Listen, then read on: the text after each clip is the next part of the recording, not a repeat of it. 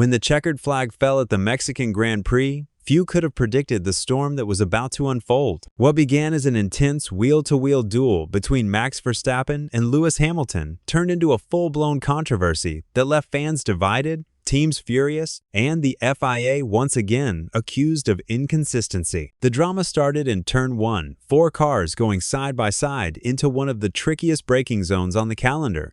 It was inevitable that chaos would follow. As the dust settled, Hamilton found himself penalized with a crushing 10-second penalty that dropped him from a potential podium to 8th place. Verstappen escaped unscathed, and while the Dutchman insisted it's the same for everyone, Hamilton accused the FIA of double standards. The paddock hasn't stopped buzzing since. Could the FIA's latest decision alter the balance of the championship? Before we dive into the theories and political tension surrounding this controversy, make sure to subscribe because this channel will keep you ahead of every twist in F1's most explosive rivalry. The 2025 Mexican Grand Prix wasn't just another race. It was a spectacle of chaos, emotion, and controversy that reignited Formula One's most intense rivalry. Max Verstappen versus Lewis Hamilton, a rivalry that once tore the sport apart, has returned to center stage. And this time, it's not only about racing lines and overtakes, it's about trust in the FIA, the balance of justice, and the politics that define modern Formula One. Let's start with what actually happened on the track.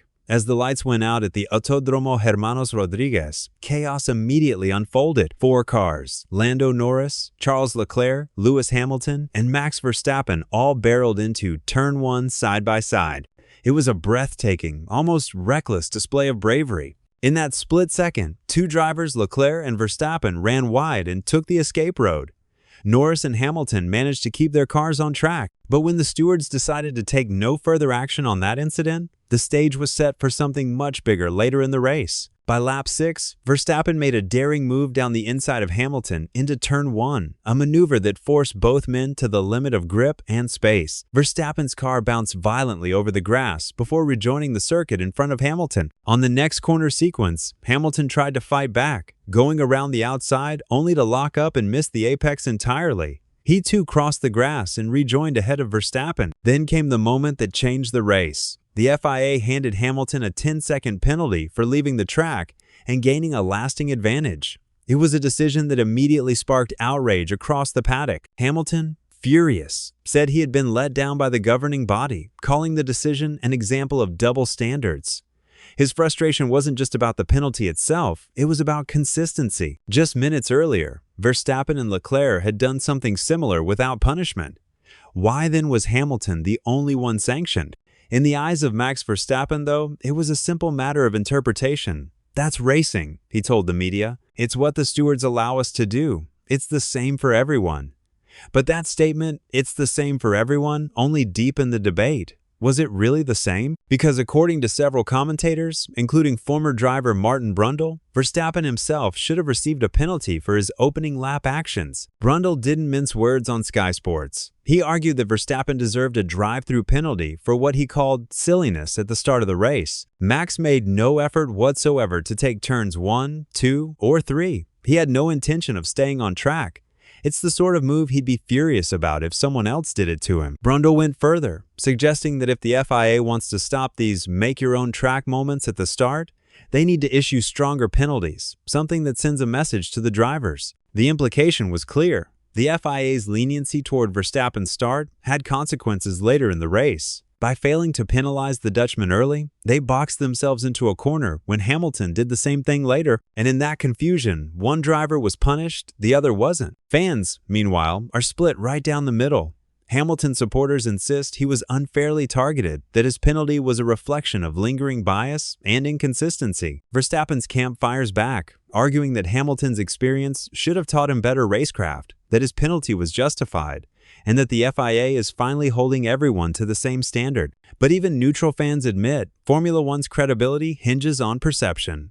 If people believe the outcome of a race can be influenced by selective judgment rather than pure performance, then the sport loses part of its soul. Social media exploded after the race. Analysts dissected onboard footage, telemetry data, even the FIA steward's wording, comparing every detail to past incidents involving both drivers. The results where murky interpretations varied. Emotions ran high, and the conspiracy mill spun faster than ever. And that's where Formula One thrives, in the chaos, the controversy, the emotional turbulence that keeps fans arguing long after the checkered flag falls.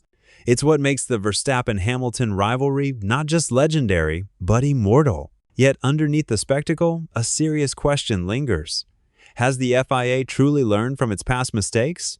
Should Verstappen's actions be reviewed further? Some former drivers, including high-profile pundits, believe they should. They argue that the governing body must send a message not just to Verstappen or Hamilton, but to every driver on the grid that rules apply equally to all. But realistically, retrospective penalties in F1 are extremely rare. Unless new evidence surfaces, Verstappen's result will almost certainly stand. The FIA prefers to avoid rewriting race results after the fact.